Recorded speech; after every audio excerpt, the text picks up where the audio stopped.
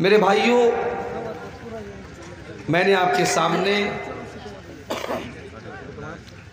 कुरान की जो आयत पढ़ी है,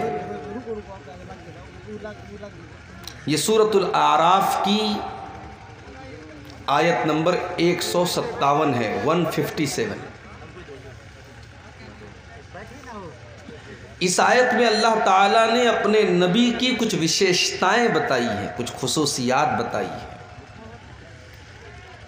मैं चाहता हूं कि आज इस आयत के ऊपर पूरी तकरीर हो और इस आयत का मतलब मैं समझा करके मैं आपके सामने अपनी बात को ख़त्म करूं। अल्लज़ीना यत्तबिऊन अर्रसूलन नबिय्यल उम्मी। बड़े गौर से सुनिएगा, रात का वक्त है, मैं जान रहा हूं, हो सकता है आपकी आंखों में नींद भी हो, मगर आप गौर से सुनेंगे तो बड़ी पॉइंट की बातें इस आयत में आपको मिलेंगी। अल्लज़ीना यत्तबिऊन अर्रसूलन नबिय्यल उम्मी। जो लोग मेरे नबी की पैरवी करते हैं, मेरे नबी की इत्तिबा करते हैं, मेरे नबी के रास्ते पर चलते हैं। कौन सा नबी? अल्लज़ीना यत्तबिऊन अर्रसूलन नबी, जो रसूल भी हैं और जो नबी भी हैं। What is the difference between Nabi and रसूल? नबी और रसूल के बीच में अंतर क्या है, फर्क क्या है? नबी किसको कहते हैं, रसूल किसको कहते हैं? मोटी मोटी बात आप ये समझिए, अल्लाह के जितने पैगंबर आए सब नबी थे, मगर सब रसूल नहीं थे। रसूल उसको कहते हैं जो अलग शरीयत लेकर के आए, नबी उसको कहते हैं जो पिछली शरीयत को फॉलो करे, उसकी अलग से शरीयत ना हो। हमारे नबी अल्लाह के नबी भी हैं और रसूल भी हैं। अल्लाह ने आपको अपना आखिरी नबी भी बनाया और अल्लाह ने आपको आखिरी शरीयत भी देकर के उतारा। आप एक ऐसी शरीयत लेकर के आए जिसने पिछली तमाम शरीयतों को मनसूख कर दिया। हमारे नबी के आने के बाद अब मूसा अलैहिस्सलाम की शरीयत भी नहीं चलेगी, ईसा अलैहिस्सलाम की शरीयत भी नहीं चलेगी, इब्राहीम अलैहिस्सलाम की शरीयत भी नहीं चलेगी, किसी नबी की शरीयत नहीं चलेगी। हमारे नबी जो शरीयत लेकर के आए, ये लास्ट एंड फाइनल शरीयत है। इन्नद्दीन इंदल्लाहिल इस्लाम। अल्लाह तबारक व तआला के नज़दीक अब अगर कोई दीन स्वीकार किया जाएगा, एक्सेप्ट किया जाएगा, कबूल किया जाएगा, तो इस्लाम ही कबूल किया जाएगा। वमन यब्तगी गैरल इस्लाम दीनन फलन युक़बल मिन्हु। इस्लाम को छोड़ करके कोई और दीन पर चलने वाला अल्लाह की बारगाह में कामयाब नहीं हो सकता। पिछली शरीयतों में बहुत सारी चीज़ें जायज़ थी जो हमारी शरीयत के अंदर जायज़ नहीं है। हज़रत यूसुफ अलैहिस्सलाम के सामने उनके माँ बाप ने सजदा किया, उनके 11 भाइयों ने सजदा किया।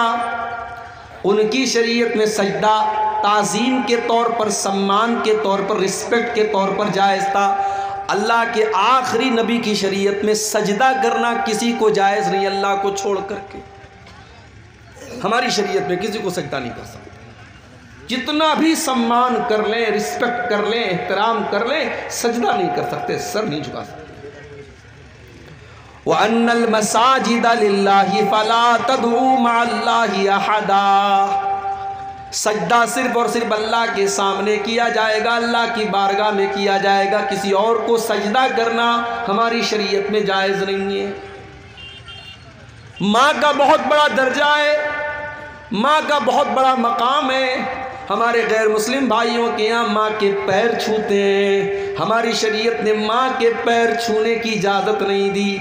माँ की खिदमत करो, माँ की सेवा करो, माँ का ख्याल रखो, लेकिन माँ के आगे झुकने का और माँ के पैर छूने का इस्लाम के अंदर इजाज़त नहीं दी गई उसकी। तो हमारे नबी नबी भी हैं और रसूल भी हैं। आप जो शरीयत लेकर के आए हैं, इसने पिछली तमाम शरीयतों को मनसूख कर दिया। कैंसिल कर दिया। अब शरीयत चलेगी क़यामत तक, तो आप ही की शरीयत चलेगी। उमर फारूक रज़ी अल्लाह तआला अन्हु तौरात का एक नुस्खा लेकर के अल्लाह के नबी के सामने पढ़ रहे हैं। दारमी के अल्फाज, अल्लाह के नबी का चेहरा गुस्से से लाल हो रहा है। उमर फारूक की नजरें तो उस किताब की तरफ है, वो अल्लाह के नबी का चेहरा नहीं देख रहे हैं। अबू बकर सिद्दीक ने फरमाया, सकिलत का सवाकिलो या उमर, ऐ उमर तुझे खोने वालियां खो दे, तुझे गुम करने वालियां गुम कर दे, क्या तू अल्लाह के नबी का चेहरा नहीं देख रहा है? जब हजरत उमर ने नजरें उठा करके अल्लाह के नबी का तमतमाता हुआ चेहरा देखा, फौरन उस तौरात के नुस्खे को जमीन पर फेंक दिया और कहने लगे, रदीतु बिल्लाहि रब्बा व बि मुहम्मदिन रसूला व बिल इस्लाम दीना। ऐ अल्लाह के नबी, मैं अल्लाह को अपना रब मानता हूँ, मैं इस्लाम को अपना दीन मानता हूँ और मैं मोहम्मद सल्लल्लाहु अलैहि वसल्लम को अल्लाह का रसूल मानता हूँ। अब जरा जुमला सुनो, अल्लाह के नबी ने क्या कहा। आपने फरमाया कि ऐ उमर, उस अल्लाह की कसम जिसके हाथ में मेरी जान है, लऊ काना मूसा हय्यन, अगर आज मूसा अलैहिस्सलाम भी जिंदा हो जाए, व अदरक नबुवती, और मेरी नबूवत का ज़माना मूसा अलैहिस्सलाम भी पा जाए, मा वसिअहु इल्ला इत्तिबाई, तो मूसा अलैहिस्सलाम को भी मेरी पैरवी करनी पड़ेगी, उनको भी मेरी शरीयत पर चलना पड़ेगा। मेरे दौर में अगर मूसा भी आ जाए तो मूसा की शरीयत नहीं चलेगी। ओ लोगो, जब मूसा की शरीयत मेरे नबी की शरीयत के अंदर नहीं चल सकती, तुमने अपने बुजुर्गों की शरीयत को क्यों चलाना शुरू कर दिया? तुमने अपने बड़ों की शरीयत को क्यों चलाना शुरू कर दिया? तुमने अपने इमामों की शरीयत को क्यों चलाना शुरू कर दिया? रब का कुरान पढ़ा जाए, नबी का फरमान पढ़ा जाए और उसके बाद कोई कहे कि मेरे इमाम ने ये कहा, मेरे बुजुर्गों ने ये कहा, मेरे बड़ों ने ये कहा, इससे बढ़ के शर्म की बात और इससे बढ़ के अफसोस की बात क्या होगी? तो मेरा नबी नबी भी है और रसूल भी है। अल्लज़ीन यत्तबिऊन अर्रसूल अन्नबिय्यल उम्मी, मेरा नबी नबी भी है और मेरा नबी रसूल भी है और मेरा नबी उम्मी भी है। उम्मी किसको कहते हैं? उम्मी बना है उम से, उम के माने माँ। माँ के पेट से बच्चा निकलता है तो पढ़ लिख करके नहीं निकलता है, अनपढ़ होता है। अल्लाह के नबी उम्मी थे क्योंकि पूरे अरब के अंदर ज्यादातर लोग उम्मी थे, पढ़ना लिखना नहीं जानते थे, पढ़ने लिखने का शौक ही नहीं था। अल्लाह ने अपने आखिरी नबी को उम्मी क्यों बनाया? कुरान उठाओ, कुरान का 21वां पारा उठाओ, अल्लाह जवाब देता है, वमा कुन्त ततलू मिन क़ब्लिही मिन किताबिन वला तख़ुत्तुहु बियमीनिका इज़ल लर्ताबल मुब्तिलून।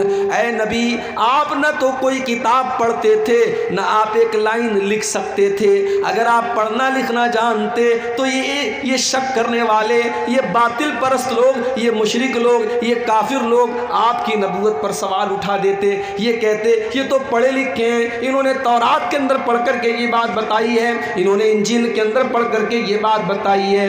ऐ नबी, हमने आपको उम्मी बनाया, आपका कोई उस्ताद नहीं, आप किसी मदरसे में नहीं गए, आपने कलम चलाना नहीं सीखा, आपने लिखना नहीं सीखा, आपने पढ़ना नहीं सीखा, फिर भी आप अल्लाह का कुरान दुनिया को पढ़ पढ़ के सुनाएंगे। फिर भी आप नबी हैं और आप अपनी हदीसें पढ़ पढ़ के सुनाएंगे। दुनिया हैरत से देखेगी और सोचेगी इसको सिखाने वाला कौन है। तब दुनिया को पता चलेगा कि आपको सिखाने वाला आपका रब है। आप उम्मी थे मगर आप दुनिया के टीचर थे। मेरे नबी उम्मी थे, किसी मदरसे में नहीं गए, किसी टीचर के सामने आपने ज़ानुए तलम्मुस तय नहीं किया, मगर आप सारी कायनात के टीचर थे, सारी कायनात के मुअल्लिम थे, गुरु थे आप। इसीलिए अल्लाह ने जब अपने नबी की खुसूसियात का तज़किरा कुरान में किया तो क्या फरमाया? व युअल्लिमुहुमुल किताब वल हिकमा, मेरा नबी तुमको कुरान सिखाता है, मेरा नबी तुमको हिकमत की बातें सिखाता है, मेरा नबी टीचर है, मेरा नबी मुअल्लिम है, मेरा नबी तुमको किताब व हिकमत की तालीम देता है। मगर अफसोस, जिस नबी ने दुनिया को टीचिंग दी और तालीम दी और शिक्षा दी, उस नबी का कलमा पढ़ने वाले आज शिक्षा से दूर हैं, तालीम से दूर हैं। सीमांचल का इलाका है, शेरशाहबादी हमारे भाइयों की एक बड़ी आबादी इस इलाके में है। जा करके ज़रा रिपोर्टें देखो कि तालीम का तनासुब क्या है, तालीम का परसेंटेज क्या है। आज हमारी शेरशाहबादी बिरादरी में तालीम का परसेंटेज बहुत कम है। सीमांचल के इलाके में मुसलमानों में तालीम का परसेंटेज बहुत कम है। न दीन की तालीम है, न दुनिया की तालीम है। क्यों मेरे भाइयों? हमारे यहाँ बच्चे थोड़े से बड़े होते हैं, हम उनको काम पे लगा देते हैं। बाप ये सोचता है कि ये बेटा बड़ा हो रहा है, इसको पढ़ने लिखने भेजेंगे, इसके ऊपर पैसा खर्च करना पड़ेगा, ये काम करेगा तो 4 पैसे लेकर के आएगा। वो लोगों, दुनिया की दूसरी कौमों ने अपने पेट को काटा है और एक टाइम खाया है और एक टाइम भूखे रहे, मगर उन्होंने अपने बच्चों को पढ़ाया है। कितने ऐसे रिक्शा चलाने वाले जिन्होंने अपने बच्चों को डॉक्टर बनाया है, कितने ठेले पर सामान बेचने वाले जिन्होंने अपनी बेटियों को डॉक्टर बनाया है। वो लोगों, ये जज्बा हमारी कौम के अंदर क्यों नहीं है? ये जज्बा हमारे अंदर क्यों नहीं है? हम अपने बच्चों को तालीम क्यों नहीं दिलाते? याद रखो मेरे भाइयों, अगर हमने अपने पेट के लिए अपने बच्चों को तालीम से दूर रखा, मदरसे से दूर रखा, स्कूल से दूर रखा, तो हम वही काम कर रहे हैं जो 1400 साल पहले किया जाता था। वला तक़्तुलू औलादकुम खश्यत इमलाक, ऐ लोगो, अपनी औलाद को पेट के लिए तुम कत्ल न करो, अपने पेट के लिए अपने बच्चों को कत्ल न करो। अपने बच्चों को तालीम से दूर करना, शिक्षा से दूर करना, मदरसे से दूर करना, स्कूल से दूर करना, ये भी उनको कत्ल करना है, ये भी उनकी हत्या करना है। इस्लाम के अंदर शिक्षा का बड़ा महत्व है, बड़ी अहमियत है मेरे भाई। हमारे नबी अकरम के ऊपर कुरान की जो पहली 5 आयतें नाजिल हुई, जा करके उठा करके देखो, उन 5 आयतों में ना नमाज का जिक्र है, ना रोज़े का जिक्र है, ना ज़कात का जिक्र है, ना हज का जिक्र है। क्या फरमाया गया उन 5 आयतों में? इक़रा बिस्मि रब्बिकल्लज़ी खलक़, खलक़ल इंसान मिन अलक़, इक़रा व रब्बुकल अकरम अल्लज़ी अल्लम बिल क़लम अल्लमल इंसान मा लम यालम। ऐ नबी, पढ़िए अपने उस रब के नाम से जिसने पैदा किया। पढ़िए, आपका रब बड़ा करीम है। पढ़िए, आपके रब ने कलम के जरिए आपको तालीम सिखाई, इंसान को वो सिखाया जो इंसान नहीं जानता था। कुरान की पहली 5 आयतों में कलम का जिक्र है, पढ़ने का जिक्र है, तालीम का जिक्र है। अगर उस कुरान का मानने वाला अगर आज तालीम से दूर है मेरे भाइयों, तो शर्म आनी चाहिए और हमें चुल्लू भर पानी में डूब मरना चाहिए।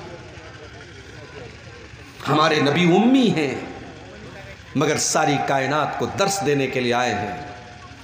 हमारे नबी के टीचर कौन है? कुरान उठाओ, अल्लाह फरमाता है अल्लमहु शदीदुल क़ुवा ज़ू मिर्रतिन फस्तवा। मेरे नबी का टीचर तो जिब्रील जैसा फरिश्ता है, जो अपने पर को ज़मीन पे मार दे तो सारी ज़मीन जल जाएगी। इतना हैवी, इतना हैबतनाक और तमाम फरिश्तों का सरदार जिब्रील अमीन मेरे नबी का टीचर है। मेरे नबी को कुरान पढ़ाने वाला टीचर जिब्रील अमीन है। तो अल्लाह के रसूल भी हैं, नबी भी हैं, उम्मी भी हैं। अल्लज़ी यजिदूनहु मक्तूबन इंदहुम फित तौराति वल इंजील। क्या भाई साहब, एक बार सेट कर लो भाई।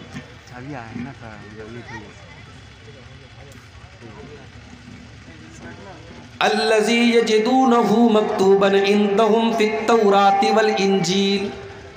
मेरे नबी का तज़किरा तुमको तौरात के अंदर मिलेगा जो यहूदियों की किताब है, इंजील के अंदर मिलेगा जो क्रिश्चियंस की किताब है।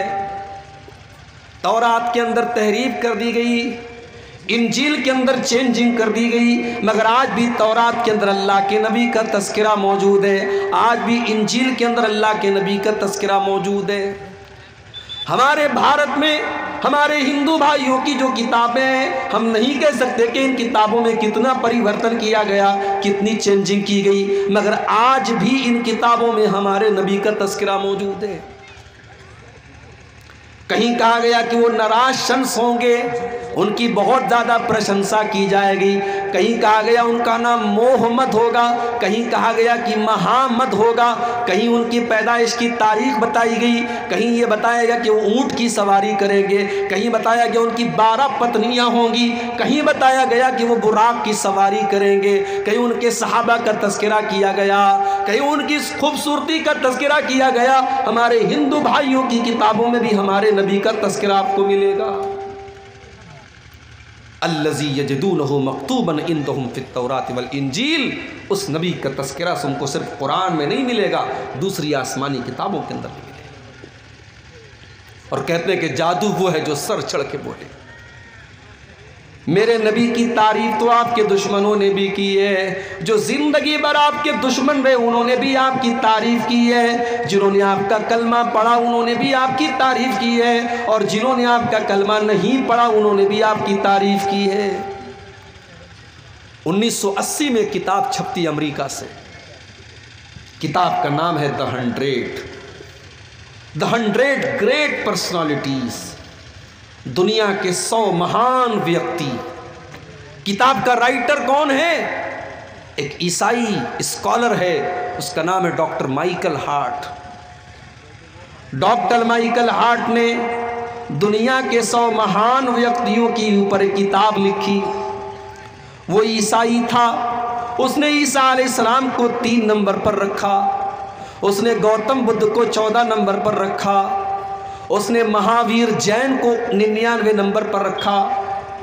उसने अपनी इस किताब में अगर पहले नंबर पर रखा, और पूरी दुनिया की तारीख पढ़ने के बाद पहले नंबर पर रखने के लायक अगर उसको कोई इंसान नज़र आया तो वो जनाबे मुहम्मदुर रसूलुल्लाह सल्लल्लाहु अलैहि वसल्लम नज़र आए। उसने अपनी इस किताब में नंबर 1 पर अल्लाह के नबी को रखा। उसकी किताब इंग्लिश में छपी, आज तो उर्दू में भी उसका ट्रांसलेशन हो चुका है, आपको मिल जाएगी। इंग्लिश में किताब छपी। किताब जब छपी तो बवाल हो गया। प्रेस में पूछा गया, प्रेस वालों ने पूछा, डॉक्टर साहब आप तो क्रिश्चियन आदमी हैं, आप तो ईसाई आदमी हैं, आपने ईसा अलैहिस्सलाम को 4थे नंबर पर क्यों रखा, आपने मोहम्मद साहब को पहले नंबर पर क्यों रखा? डॉक्टर माइकल हार्ट ने जो जवाब दिया था वो आज भी उसकी किताब के मुकदमा के अंदर मौजूद है। उसने लिखा था, he was the only man in history who was the supremely successful on both the religious and secular levels. उसने कहा कि पूरी दुनिया की तारीख में, पूरे दुनिया के इतिहास में, पूरे मानव इतिहास में मुझे अगर कोई ऐसी शख्सियत मिली जो मजहबी भी हो और सेकुलर भी हो, एक तरफ नमाज भी पढ़ रही हो और एक तरफ 4 बेटियों के बाप का भी फ़र्ज़ निभा रही हो और 9 बीवियों के शौहर का भी फ़र्ज़ निभा रही हो, एक अच्छा बाप भी हो, एक अच्छा शौहर भी हो, एक अच्छा कमांडर भी हो, एक अच्छा पॉलिटिशियन भी हो, एक अच्छा इंसान भी हो, अगर मैंने ऐसी कोई शख्सियत देखी है तो सिर्फ़ और सिर्फ जनाब मुहम्मद रसूलुल्लाह सल्लल्लाहु अलैहि वसल्लम की देखी है। इसलिए मैं मजबूर हूँ, मैंने नंबर 1 पर अगर रखा है तो अल्लाह के नबी को रखा है। ये मेरे नबी की शान है मेरे भाई। अल्लज़ी यजिदूनहु मक्तूबन इंदहुम फित्तौराति वल इंजील, मेरे नबी का तज़किरा तुमको तौरात के अंदर मिलेगा, तुमको इंजील के अंदर मिलेगा। बुखारी के अल्फाज हैं, अल्लाह के नबी का तौरात के अंदर तज़किरा कैसा था? सहाबी कहते हैं कि तौरात के अंदर जब हमने पढ़ा तो अल्लाह के नबी के बारे में लिखा था, लैसा बिफ़ज़्ज़िन वला गलीज़िन वला सख़ाबिन फ़िल अस्वाक़, कि आखिरी नबी ऐसे होंगे कि उनके मिजाज में कठोरता नहीं होगी, सख्ती नहीं होगी, उनके मिजाज में नरमी होगी, उनकी ज़ुबान के अंदर मिठास होगी। वला सख़ाबिन फ़िल अस्वाक़, वो बाज़ारों में चिल्लाने वाले, चीखने वाले बाज़ारू लोगों की तरह नहीं होंगे। ला यदफ़उ सय्यत बिस्सय्या, वह बुराई का बदला बुराई से नहीं देंगे। वलाकिन याफ़ू व यस्फ़ू, वो अपने दुश्मन की ख़ताओं को भी माफ़ कर देंगे, अपने शत्रु को, अपने दुश्मन को भी माफ़ कर देंगे। तो उस नबी का तज़किरा तुमको तौरात के अंदर भी मिलेगा और उस नबी का जिक्र तुमको इंजील के अंदर भी मिलेगा। यामुरुहुम बिल मारूफ, वो नबी तुमको नेकियों का हुक्म देंगे, वयनहाहुम अनिल मुनकर, तुमको बुराइयों से रोकेंगे। ये नबी का 2 काम है। ये नबी का भी काम है और नबी के मानने वालों का भी काम है। नेकी का हुक्म देंगे, बुराई से रोकेंगे, वो शराब से मना करेंगे, वो खुद शराब नहीं पिएंगे, वो ज़िना से मना करेंगे, खुद ज़िना नहीं करेंगे, वो हराम खोरी से मना करेंगे, खुद हराम काम नहीं करेंगे। मेरे प्यारे साथियों, होना तो ये चाहिए था कि शराब बंदी का अभियान हम चलाते।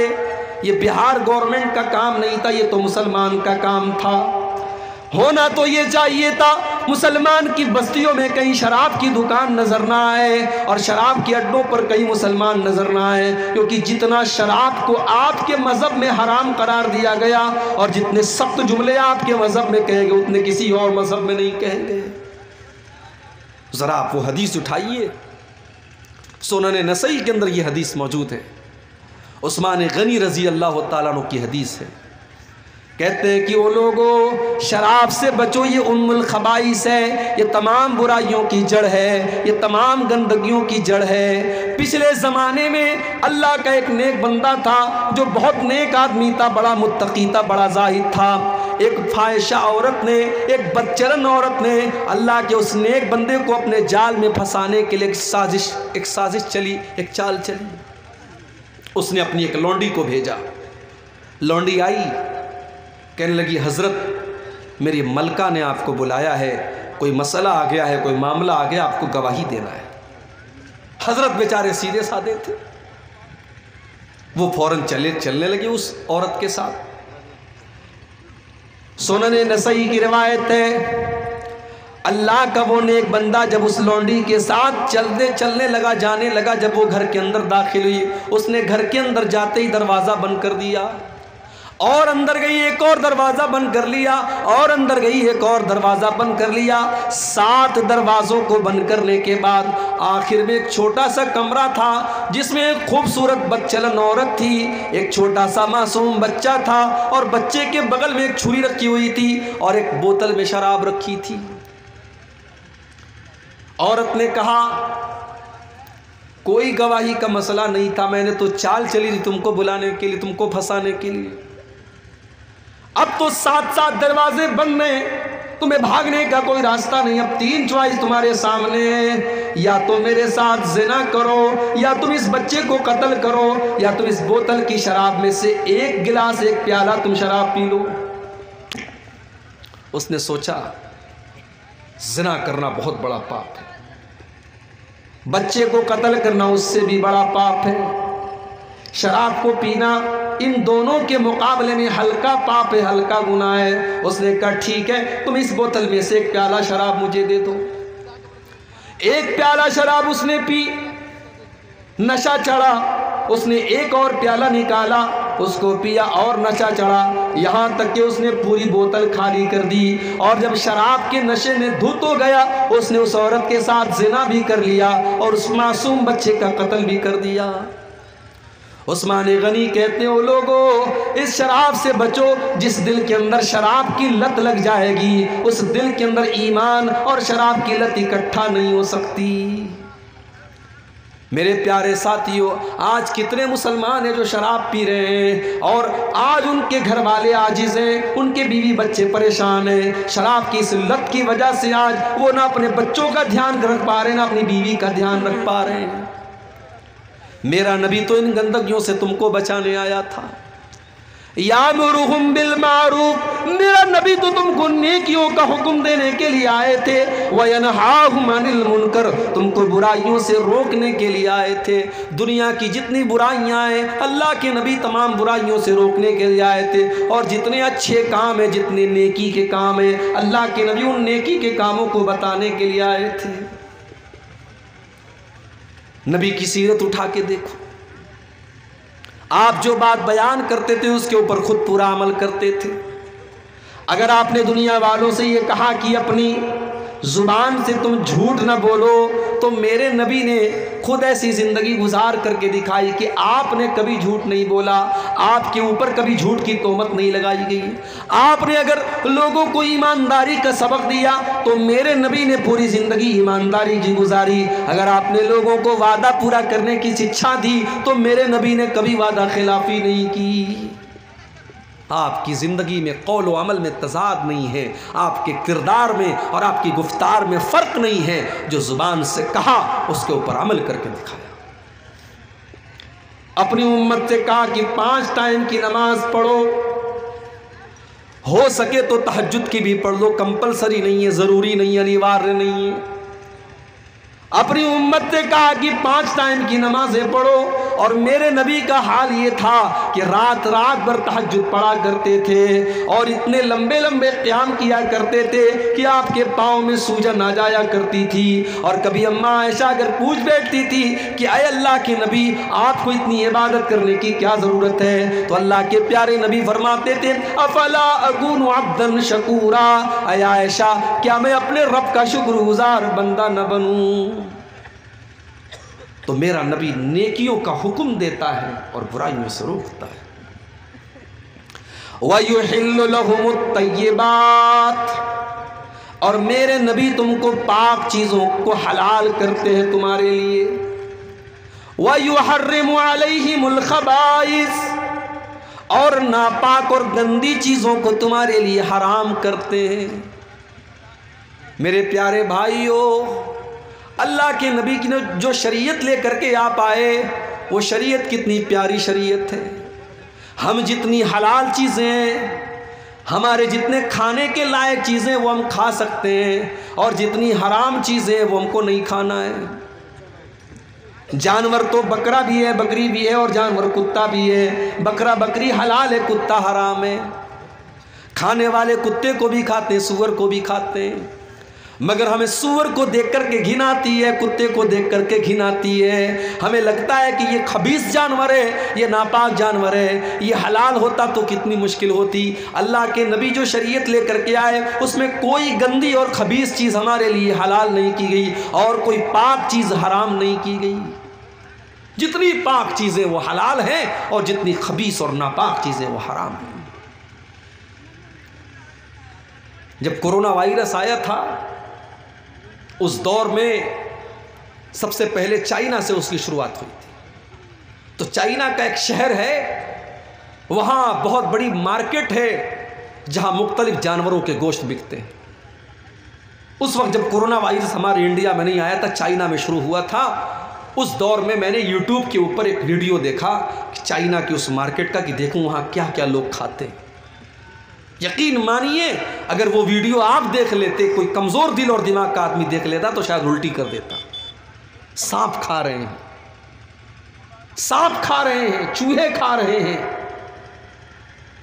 छिपकली खा रहे हैं, जो समझ में आ रहा है वो खा रहे हैं। वो मंजर देख करके तबीयत में इतनी घिन आई मेरे भाई, दिल ने अल्लाह का शुक्र अदा किया कि अल्लाह तूने कितना बेहतरीन मज़हब हमको दिया, तूने कितना बेहतरीन दीन हमको दिया कि हम वही चीज़ें खाते हैं जो आसानी से हम खा सकते हैं, जो हमारे लिए पाक हैं, हलाल हैं, और हराम चीज़ों से तूने हमको दूर रखा।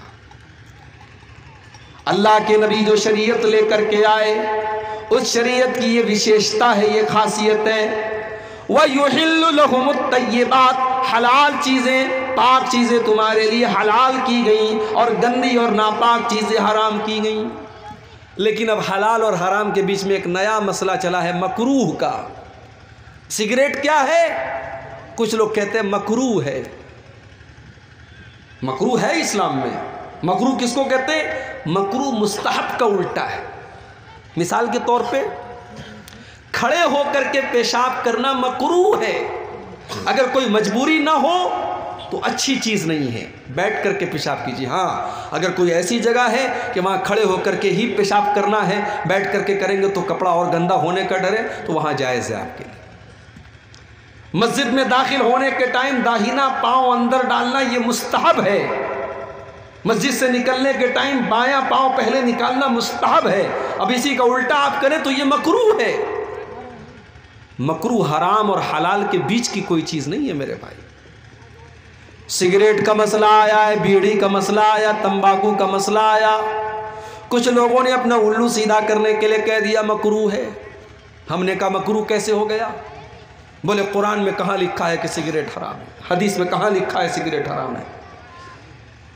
मैंने कहा कुरान में नहीं लिखा है कि सिगरेट हराम है, मगर क्या कुरान में ये नहीं लिखा है वला तुल्कू बिअयदीकुम इला तालुका, अपने आप को हलाकत में न डालो, आत्महत्या न करो, खुदकुशी न करो। सिगरेट पीने वाला अपने आप को भी हलाकत में डाल रहा है और जितने लोगों तक उसका धुआं पहुंच रहा है वो सबको कैंसर का और दमे का बीमारी में डाल रहा है।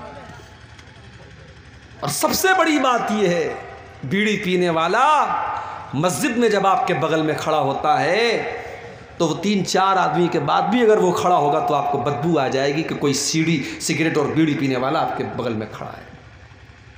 जब अल्लाह के नबी ने यह फरमाया कि लहसुन और प्याज, कच्चा लहसुन और कच्ची प्याज खा करके कोई मस्जिद में ना आए क्योंकि फरिश्तों को उससे तकलीफ होती है। मेरे भाइयों, अगर फरिश्तों को कच्चे प्याज और कच्ची लहसुन की महक से तकलीफ हो सकती है तो बीड़ी और सिगरेट की महक तो उससे ज़्यादा बुरी होती है। क्या फरिश्तों को उससे तकलीफ नहीं होती होगी? हमने अपने मतलब के लिए मकरूह करार दे दिया। हराम है ये सिगरेट, हराम है ये बीड़ी और हराम है ये तंबाकू। मेरे प्यारे साथियों, हर वो चीज़ जो आपके बदन को, आपके शरीर को, आपके अखलाक को, आपके माल को बर्बाद करे वो चीज़ शरीयत के अंदर हराम है। बीच का रास्ता मत निकालिए। वयुहिल्लु लहुमुत तय्यिबात, हमने तुमको वो नबी दिया है जो पाक चीज़ों को तुम्हारे लिए हलाल करते हैं और नापाक चीज़ों को तुम्हारे लिए हराम करते हैं। कभी कभी ऐसा भी हुआ, एक जानवर अल्लाह के नबी के दौर में मिलता था, गोह नाम था उसका, अरबी में उसको ज़ब्बुन बोलते हैं। गो का जानवर हलाल था मगर अल्लाह के नबी को पसंद नहीं था। आपके सामने गो का गोश्त आया, आपने कहा कौन से जानवर का गोश्त है? बताया गया गो का गोश्त है। आपने कहा मैं नहीं खाता, मुझे पसंद नहीं है, तुम्हें खाना हो तुम खा लो। आपने जायज़ तो करार दिया मगर आपकी अपनी तबीयत को वो पसंद नहीं था, इसलिए शरीयत के मसले के हिसाब से गो का जानवर हलाल है, खा सकते हैं। तो शरीयत में तमाम पाकीज़ा चीज़ें हलाल हैं और तमाम पाकीज़ा चीज़ें हराम हैं। और आगे बढ़िए, वयज़उ अन्हुम इसरहुम वल्अग़लाल अल्लती कानत अलैहिम, और मेरे नबी ने उन बोझों को, उन रस्मों रिवाज की उन जंजीरों को तुमसे हटा दिया जो तुम्हारे ऊपर थी। बहुत सारी रस्मों रिवाज थी जिसको अल्लाह के नबी ने ख़त्म किया। मेरी प्यारी माओ बहनों, कितने कबीले अरब के अंदर ऐसे थे जिनके दरमियान अगर बेटी पैदा हो जाती थी तो वो उसको कलंक मानते थे। बेटी की परवरिश को वो बहुत बड़ा कलंक मानते थे। बेटी पैदा होने के बाद बेटी को अपने हाथों से वो जिंदा ज़मीन में गाड़ दिया करते थे, दफन कर दिया करते थे। ये रस्म भी उनके दरमियान पाई जाती थी। अल्लाह ने कुरान में नक्शा खींचा, व इज़ा बुश्शिरा अहदुहुम बिल उन्सा ज़ल्ल वजहुहु मुस्वद्दन व हुवा कज़ीम, जब उनके घर में बेटी की पैदाइश होती है तो बाप का चेहरा काला पड़ जाता है। यतवारा मिनल कौम मिन सूइ मा बुश्शिरा बिही, बाप अपना चेहरा अपनी कौम से छुपाता है। अयुमसिकुहु अला हुनिन अम यदुस्सुहु फित तुराब, वो सोच में पड़ जाता है कि क्या करूं, अगर बेटी की परवरिश करता हूं तो समाज में जिल्लत और रुसवाई उठानी पड़ेगी, और दूसरा रास्ता यह है कि बेटी को जिंदा जमीन में गाड़ दूं। बेटियों को गाड़ दिया जाता, ये अलग बात है। साइंस तरक्की कर गई, आज जमाना तरक्की कर गया, इंसान चांद पर पहुंच गया, मगर बेटियों को तो आज भी बोझ माना जाता है। आज भी कहीं हॉस्पिटल के बाहर किसी कूड़े के ढेर में ये बच्ची आपको नजर आ जाएगी, कहीं ये बच्चियां तवाइफ के अड्डों पर आपको नजर आ जाएंगी, कहीं इन बच्चियों को बाजारों में ले जाकर के बेचा जा रहा है, और कहीं तो ये माँ के पेट में ही मार दी जाती हैं, एबॉर्शन कर दिया जाता है। ओ लोगों, कभी मौका मिले तो यूट्यूब के ऊपर एबॉर्शन का वीडियो देख लेना। वो लोग तो बहुत बेरहम थे, वो बेटियों को पैदा होने के बाद अपनी बेटियों को कत्ल कर देते। आज का इंसान तो इतना बेरहम हो चुका है कि वो तो माँ के पेट में ही बेटियों को कत्ल कर देता है। एबॉर्शन का वीडियो आप देखिए, उस मासूम बच्चे को जो माँ के पेट में है, और अल्ट्रासाउंड के जरिए सिर्फ इतना बता दिया गया कि आपको बेटी होने वाली है। बाप कहता है डॉक्टर से, माँ कहती है डॉक्टर से मुझे बेटी नहीं चाहिए, नहीं चाहिए मुझे ये बोझ, मेरे पास ऑलरेडी 3 बेटियां हैं, मुझे तो बेटा चाहिए था, मुझे एक और बोझ नहीं चाहिए। वो डॉक्टर से कहता है मैं इसे साफ करना चाहता हूँ, ख़त्म करना चाहता हूँ। डॉक्टर एबॉर्शन करता है। वो लोगों एबॉर्शन के ज़रिए, उस दवा के ज़रिए वो मासूम बच्चा जो अभी पूरी तरीके से बना भी नहीं है माँ के पेट में, उस बच्चे के टुकड़े टुकड़े कर दिए जाते हैं, उसके हाथ पैर तोड़ दिए जाते हैं, उसके बदन की बोटी बोटी नोच करके उसको माँ के पेट में मार दिया जाता है। ये आज के दौर का पढ़ा लिखा इंसान कर रहा है, ये आज के दौर का मुहज़्ज़ब इंसान कर रहा है, ये आज के दौर का तरक्की याफ्ता इंसान कर रहा है। अरे हमसे अच्छे तो वो लोग थे, वो कम से कम अपनी बेटियों को पैदा तो होने देते थे, वो दुनिया की शक्ल देखने तो देते थे। हम तो इतने बेरहम हो गए, हमने मां के पेट में ही बच्चियों को कत्ल कर डाला। हिसाब देना पड़ेगा क़यामत के दिन। वइज़ल मौऊदतु सुइलत बिअय्यि ज़ंबिन क़ुतिलत, कल क़यामत के दिन उस मासूम बच्ची से पूछा जाएगा तेरे माता पिता ने, तेरे माँ बाप ने तुझे किस जुर्म की सज़ा दी, क्यों तुझे कत्ल किया। नबी अकरम के पास एक सहाबी आते हैं, सही इब्न हिब्बान की सही रिवायत है। एक सहाबी आते हैं, आए अल्लाह के नबी, इस्लाम लाने के पहले मैंने बहुत सारे पाप किए, मैंने बहुत सारे गुनाह किए, मगर एक पाप मुझे अपना बार बार याद आता है। कौन सा पाप तुमने किया। आए अल्लाह के नबी, इन्ना ली कानत ली इब्नतन, मेरी एक बेटी थी, मैं उससे बहुत प्यार करता था, और मैं जैसे उसका नाम लेता था वो या अबती अब्बा जान कह करके दौड़ी दौड़ी मेरे पास आ जाती थी। कौम के लोग मुझे ताना मार रहे थे, तुम गलत कर रहे हो, तुम समाज के खिलाफ जा रहे हो, तुम बेटी की परवरिश कर रहे हो, तुम बेटी को पाल रहे हो। आए अल्लाह के नबी, मैं समाज के ताने सुन सुन करके तंग आ गया। एक दिन मैंने बेटी को बुलाया, हाँ ये बेटी ही तो है जो बाप के एक बार बुलाने पर दौड़ी दौड़ी चली जाती है, शादी के बाद भी अपने मायके में रहती है। माँ का फ़ोन जाता है, तेरे अब्बू की तबीयत बड़ी ख़राब है। बेटी अपने ससुराल में अपने सारे काम धाम छोड़ करके अपने बीमार बाप को देखने आ जाती है। और वो बेटा जिसके पैदा होने पर बाप ने बड़ी मिठाइयाँ बांटी थी, वो बेटा अपने बाप को दम तोड़ते हुए देख करके भी अपने काम में लगा रहता है, उसे अपने बाप की हाल चाल लेने की फिक्र भी नहीं है। ओ लोगों, तुमने बेटियों के ऊपर बेटों को तरजीह दी है, तुमने बेटों को मुकद्दम किया है, लेकिन समाज की हकीकत यह है कि बेटियां अपने माँ बाप से ज़्यादा प्यार करती हैं। सहाबी कहते हैं अल्लाह के नबी, मैंने बेटी को आवाज़ दी, वो दौड़ी दौड़ी मेरे पास आई, मैंने उसका हाथ पकड़ा, घर के बाहर लेके गया, कुछ दूर गया, कुछ फासले पर गया, एक कुएं के पास पहुंचा, और मैंने अपनी बेटी को उस कुएं के अंदर धक्का दे दिया। और जब मैंने अपनी बेटी को उस कुएं के अंदर धक्का दिया, आखिरी लफ्ज़ जो बेटी की जुबान से निकला वो कह रही थी या अबती, है अब्बा जान। गोया कि वो मुझसे सवाल कर रही थी, अब्बा जान इस मासूम की खता क्या है, इस मासूम की गलती क्या है, किस जुर्म की सज़ा अपनी बेटी को दे रहे हो। है अल्लाह के नबी, आज भी अपनी उस बेटी का ये जुमला आज भी मेरे कान में गूंजता है। वो जब या अबती कह करके दुनिया से गई थी, वो आवाज़ आज भी मेरे कानों में गूंजती है।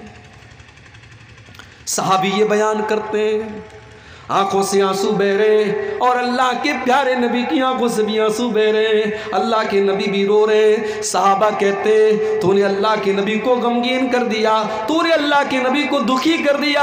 अल्लाह के प्यारे नबी सल्लल्लाहु अलैहि वसल्लम फरमाते हैं, नहीं कोई बात नहीं, इन्होंने तो अपने दिल की बात बयान की है, इनको बयान करने दो। फिर अल्लाह के प्यारे नबी अपने सहाबी से कहते हैं, ओ मेरे प्यारे सहाबी, इस्लाम लाने के बाद तुमने पिछले जितने गुनाह किए अल्लाह ने सारे के सारे गुनाहों को माफ कर दिया है। जब तुमने सच्ची तौबा कर ली, तुम इस्लाम ले आए, तो पिछले सारे पाप तुम्हारे माफ हो गए।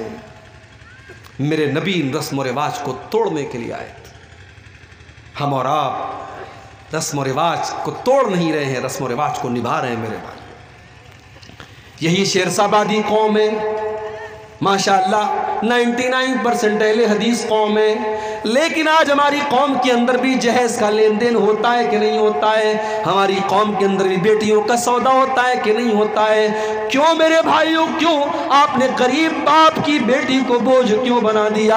आज गरीब बाप अपनी बेटी की शादी करने के लिए बैंक से लोन ले रहा है, जिम्मेदार कौन है? आज गरीब बाप जो रोज कमाने वाला और मेहनत मजदूरी करने वाला है, उसकी बेटियां जवान हो गई हैं, शादी के काबिल हो गई हैं, मगर उसके पास अपनी बेटियों की शादी का इंतजाम नहीं है, उनको जहेज में देने के लिए पैसे नहीं है। उस गरीब बाप को मजबूर करने वाले हम और आप हैं। सहाबा के दौर में तो ऐसा नहीं होता था।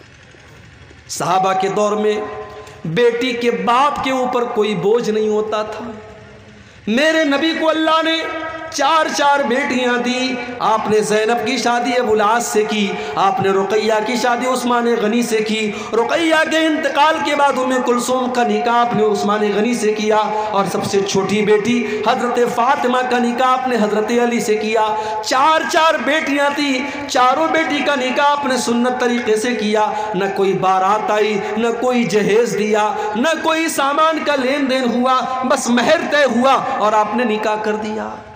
हाँ, जब हज़रत फ़ातिमा का निकाह किया तो चूँकि दामाद जो थे हज़रत अली, वो भी अल्लाह की नबी के घर के अंदर रहते थे, वो एक तरफ से दामाद भी थे और एक तरफ से बेटे की हैसियत भी रखते थे, क्योंकि अबू तालिब के इंतकाल के बाद अल्लाह के नबी ही हज़रत अली की परवरिश करते थे, तो हज़रत अली के गार्जियन भी अल्लाह के नबी थे। तो एक तरफ आप ससुर भी थे और एक तरफ बाप भी थे। आपने ससुर की हैसियत से नहीं, आपने बाप की हैसियत से, हज़रत अली की नई गिरस्ती थी, नया घर था, आपने घर बसाने के लिए जब अपनी बेटी की आप शादी करने लगे, आपने बिस्तर दिया, आपने तकिया दिया, आपने पानी का एक मशकेज़ा दिया, आपने ये ज़रूरत के चंद सामान दिए। अगर ये जहेज था तो अल्लाह के नबी ने अपनी बाकी 3 बेटियों को जहेज क्यों नहीं दिया? हम रस्म रिवाज को निभा रहे हैं, रस्म रिवाज को निभा रहे हैं, और नतीजा ये है मेरे भाइयों कि आज समाज की नज़र में बेटी बहुत बड़ा बोझ बन चुकी है, और बेटी की परवरिश और बेटी की पैदाइश पर अच्छे लोगों की माथों पर, पेशानियों पर पल पड़ जाते हैं। बेटियां बोझ नहीं है। अगर ये बेटी बोझ होती तो अल्लाह के नबी ये ना फरमाते मन कान लहू सलासो बनातिन, जिसकी 3 बेटियां हो, जिसकी 3 बहनें हो, और अपनी 3 बहनों और 3 बेटियों के साथ वो अच्छा सलूक करे, तो वो बेटियां और वो बहनें अपने भाई को और अपने माँ बाप को जहन्नम की आग से बचाएंगी। और एक हदीस में अल्लाह के नबी ने फरमाया मन आला जारियतैनि हत्ता तबलुगा, जिसने 2 बेटियों की परवरिश की, वो बेटियां जवान हो गई, उनका निकाह कर दिया, उनकी जिम्मेदारियों को निभा दिया, तो वो बेटियां अपने माँ बाप के लिए कितना बड़ा काम करेंगी। अल्लाह के नबी फरमाते हैं वो बेटियों का बाप क़यामत के दिन मेरे साथ ऐसे रहेगा जैसे ये दोनों उंगलियां अपने एक दूसरे के साथ लगी हुई हैं। बेटी की परवरिश करने वाला नबी के साथ रहेगा। हाँ, ये अलग बात है और ये सच्चाई भी है, बेटों के मुकाबले में बेटी की परवरिश मुश्किल काम है। बेटा पालना है, बेटा जवान हो गया तो ज़्यादा से ज़्यादा ये खबर रखना है कि बेटा किसी गलत काम की तरफ तो नहीं जा रहा है, मगर बेटी की तो आबरू भी बचा करके रखना है, बेटी की नज़र भी बचा करके रखना है, बेटी को गैर महरम की नज़र से भी बचाना है, और बेटी की शर्म व हया की भी हिफाजत करनी है। बेटी जवान जब तक नहीं हो जाती तब तक अलग फ़िक्र है, और जवान हो जाती है तो अलग फ़िक्र है। इसलिए अल्लाह के नबी ने फरमाया मनिब्तुलिया मिन हाज़िहिल बनाति शैअन कुन्न लहू सित्रम मिनन नार, जिसको अल्लाह ताला बेटी देकर के आजमाता है और इस इम्तिहान में वो खरा उतरता है, अल्लाह तबारक व तआला उस बेटी के माँ बाप को जहन्नम की आग से बचाएगा। मेरे भाइयों, अल्लाह के नबी रस्म रिवाज की बेड़ियों से हमें आज़ाद करने आए थे। इसी भारत की सरजमीन पर सती प्रथा थी। शौहर के मरने के बाद जब शौहर की चिता जलाई जाती थी तो पत्नी को भी उसके साथ जला दिया जाता था। अरब की सरजमीन पर शौहर के मरने के बाद बीवी को 1 साल तक एक कमरे में बंद कर दिया जाता था। उसी में लेट्रिन करती थी, उसी में पेशाब करती थी, बाल बड़े बड़े हो जाते थे, जिस्म गंदा और महकने लगता था। 1 साल तक वो औरत इद्दत गुजारती थी और एक कमरे में उसको बंद कर दिया जाता था। इस्लाम ने आकर के इन रस्म रिवाज को खत्म किया। अल्लाह के नबी के दौर के पहले निकाह का भी कोई सिस्टम नहीं था। जैसे आज आफ्ताब और श्रद्धा का मामला चला, लिव इन रिलेशनशिप, आज बड़े बड़े शहरों में लिव इन रिलेशनशिप भी चल रही है। लड़के और लड़की आपस में रह रहे हैं, निकाह भी नहीं है, शादी भी नहीं है, कोई ताल्लुक नहीं है, लेकिन मियाँ बीवी की तरह, शौहर की बीवी की तरह वो साथ में रह रहे हैं और भारत का कानून भी उनको इजाज़त देता है। हो लोगों, ये लिव इन रिलेशनशिप तो कुत्ते और कुतिया करते हैं, ये जानवर करते हैं। इंसान के दरमियान लिव इन रिलेशनशिप नहीं चलती। इंसान तो निकाह करता है। मेरे नबी तो निकाह का पैगाम लेकर के आए। मेरे नबी की शरीयत में लिव इन रिलेशनशिप की कोई गुंजाइश नहीं है। आपने निकाह का हुक्म दिया है और आपने यहां तक फरमाया, लम तुरा लिल मुतहाब्बैन मिस्लुन निकाह, निकाह के जैसी 2 लोगों के दरमियान मोहब्बत पैदा करने वाली कोई चीज़ नहीं है। जो मोहब्बत निकाह के ज़रिए पैदा होती है वो मोहब्बत दुनिया में कहीं पैदा नहीं हो सकती, क्योंकि ये सच्ची मोहब्बत होती है। ये किसी होटल में, किसी पार्क में, किसी रेस्टोरेंट में पैदा नहीं होती। ये अल्लाह के कलाम की बुनियाद पर जो निकाह के ज़रिए जो मोहब्बत पैदा होती है, अटूट मोहब्बत होती है, सच्ची मोहब्बत होती है। इस्लाम ने निकाह का हुक्म दिया तो अल्लाह के नबी दुनिया में रस्म और रिवाज की जंजीरों से हमें आज़ाद करने के लिए आए थे। इतनी खुसूसियात बयान करने के बाद अल्लाह ने फरमाया कि ए मुसलमानों, इतना प्यारा नबी हमने तुमको दिया, अब उस नबी के ऊपर तुम्हें 4 काम करना है। 4 काम कर लो, तुम कामयाब हो जाओगे। फल्लज़ीना आमनू बिही, पहला काम तो ये करना है कि उस नबी के ऊपर तुम्हें ईमान लाना है।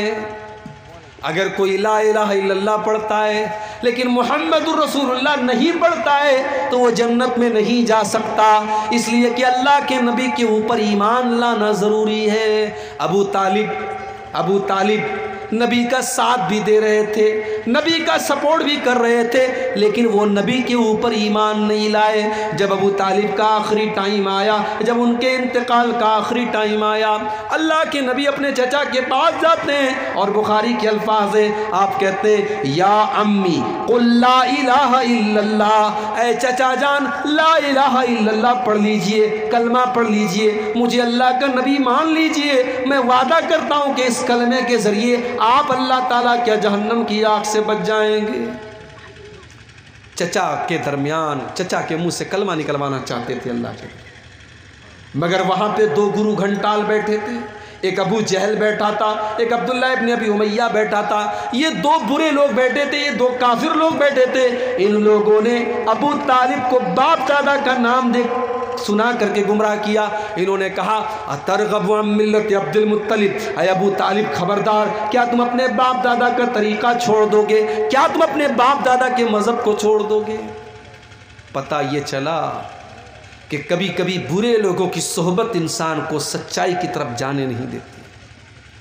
इसीलिए अल्लाह के नबी फरमाते हैं, अल मरउ अला दीन खलीलिही फलयंजुर अहदुकुम मन युखालिल, इंसान अपने दोस्त के दीन पर होता है, लिहाजा किससे दोस्ती कर रहे हो ये तुम गौर कर लिया करो।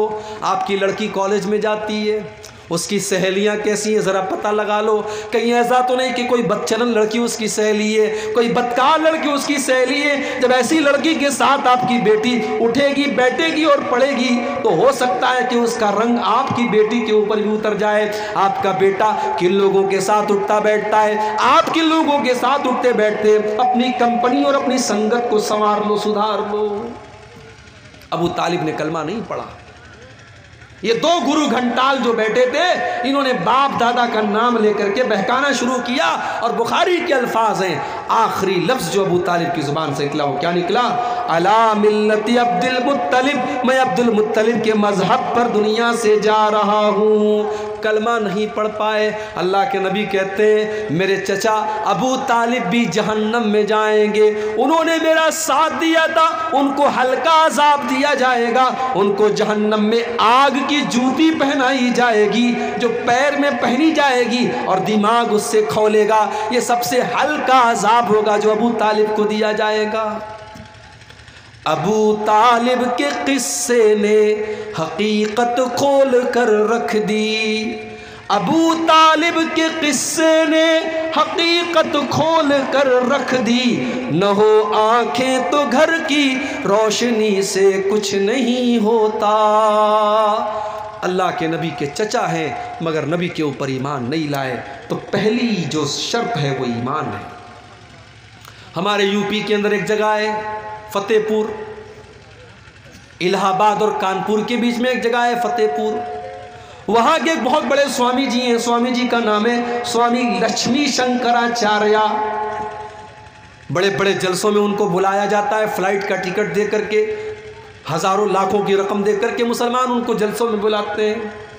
स्वामी जी जलसे में आते हैं, बड़ी अच्छी तकरीर करते हैं, अल्लाह के नबी की तारीफ़ करते हैं। मुसलमान बेचारा खुश हो जाता है, अरे ये तो स्वामी जी हैं, ये तो पंडित जी हैं, माथे पर टीका लगाए हुए हैं और ये इस्लाम की तारीफ़ कर रहे हैं, हमारे नबी की तारीफ़ कर रहे हैं। स्वामी जी तकरीर करके तारीफ़ बटोर करके और फ्लाइट के टिकट को लेकर के चले जाते हैं, लंबा चौड़ा पैसा लेकर के चले जाते हैं। ओ लोगो, हमारी आवाम कितनी नादान है, हमारी आवाम कितनी पागल है कि वो अपने मौलवियों और अपने उलमा के मुँह से भी अपने नबी की तारीफ़ सुनना नहीं चाहती। उसे नबी की तारीफ़ भी किसी स्वामी के मुंह से अच्छी लगती है। मैं कहता हूं अगर स्वामी लक्ष्मी शंकराचार्य को इस्लाम इतना ही पसंद है और अल्लाह के नबी की सीरत इतनी ही पसंद है कि वो जलसों में घूम घूम करके तकरीर कर रहा है वो इंसान, तो वो इस्लाम कबूल क्यों नहीं कर रहा है। एक साहब बताने लगे इसी बिहार के कि एक जगह मैंने स्वामी जी से पूछा कि आप अल्लाह के नबी के ऊपर ईमान क्यों नहीं लाते, तो स्वामी जी कहते ये मेरे और मेरे रब के बीच का मामला है, ये आपके और आपके रब के बीच का मामला नहीं, आपके पेट का मामला है, ये आपके पेट का मामला है।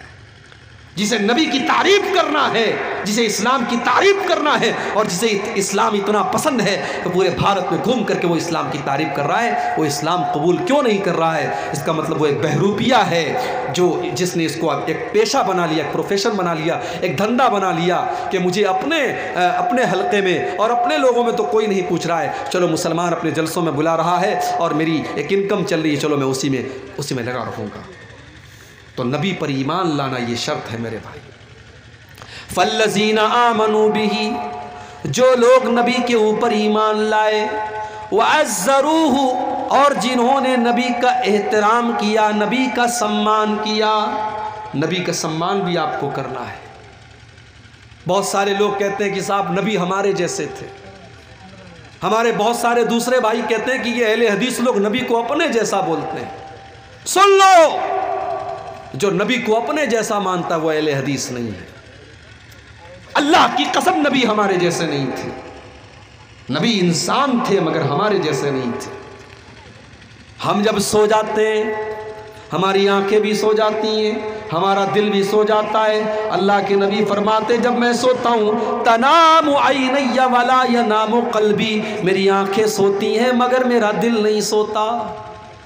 दिल नहीं सोता है, आंखें सोती हैं।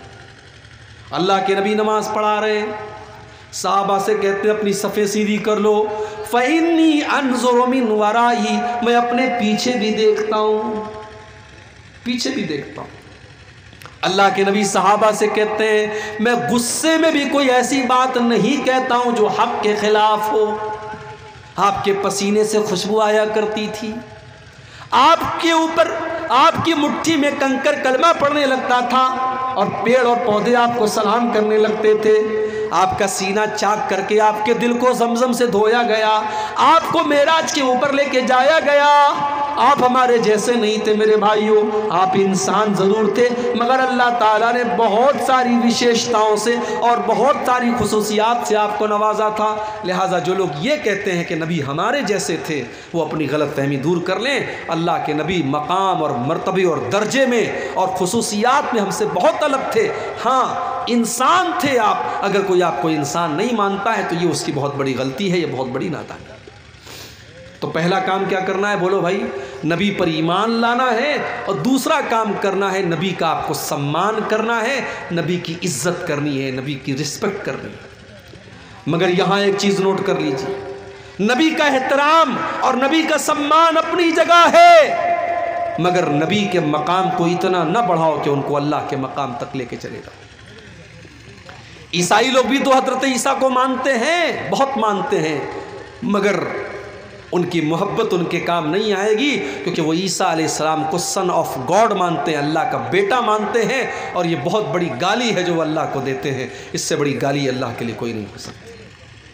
इसीलिए अल्लाह के नबी फरमाते, ला तुतरूनी कमा अतरतिन नसारा ईसा इब्न मरियम, ओ लोगो तुम मुझे उतना न बढ़ाना जितना ईसाइयों ने ईसा इब्न मरियम को बढ़ाया था। इन्नमा अना अब्दुन, मैं तो अल्लाह का बंदा हूँ। फ़क़ूलू अब्दुल्लाहि व रसूलुहु, तो मुझे अल्लाह का बंदा ही कहा करो, अल्लाह का रसूल ही कहा करो।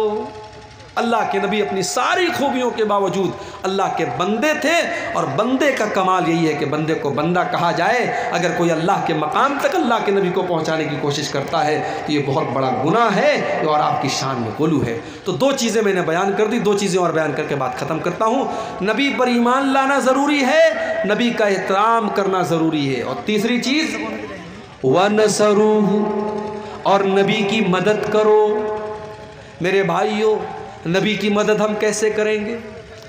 हमारी माँ को कोई बुरा भला कह दे हमें गुस्सा आता है, हमारे बाप को कोई गाली दे दे हम लड़ने लगते हैं। हमारे नबी भी तो हमारे चहेते हैं। अगर हमारे नबी का कोई कार्टून बनाता है, कोई हमारे नबी की तौहीन करता है, कोई हमारे नबी के बारे में गलत जुबान इस्तेमाल करता है, उसके ऊपर भी हमें गुस्सा आना चाहिए, उसके खिलाफ भी हम कानून के दायरे में रह करके कार्रवाई करें, और हम कोशिश करें कि नबी की तौहीन करने वाला अपने अंजाम तक पहुँचे। नबी की मदद करो। और एक बात और याद रखो, नबी की मदद में नबी के दीन की मदद भी शामिल है। ये बड़े बड़े मदरसे, ये दीनी इदारे, ये भी तो नबी के मिशन को आगे बढ़ा रहे हैं। यहाँ से पढ़ने वाले बच्चे जो तैयार हो रहे हैं, ये दीन की दावत फैला रहे हैं, ये इस्लाम की खिदमत कर रहे हैं। यहाँ से पढ़ने वाली बच्चियाँ जो आलिमा हो रही हैं, वो दीन की खिदमत कर रही हैं। इन मदरसों की, इन मस्जिदों की, इन दावती इदारों की मदद करना भी नबी की मदद करना है। मगर हमने क्या किया? हमने यही किया कि हमने समाज का सबसे हकीर तबका बना दिया अपने उलमा को। ये उलमा जो नबी के वारिस हैं, ये उलमा जो अल्लाह के नबी के दीन को हम तक पहुंचाते हैं, हमने 5-6 हज़ार की मामूली तनख्वाहें दे करके अपने उलमा को जलील तरीन बना दिया। एक सड़क पर झाड़ू देने वाले भंगी की तनख्वाह भी आज मस्जिद के इमाम से ज़्यादा है। और मस्जिद का इमाम बेचारा कभी अगर सजदा लंबा कर दे, क़िरात लंबी कर दे, तो सारे लोग एतराज़ करने के लिए तैयार हो जाते हैं। सारे लोग एतराज़ करने के लिए तैयार हो जाते हैं। मौलवी साहब आज आपका सजदा बड़ा लंबा हो गया, मौलवी साहब आज आपने इशा की नमाज़ बड़ी लंबी पढ़ा दी।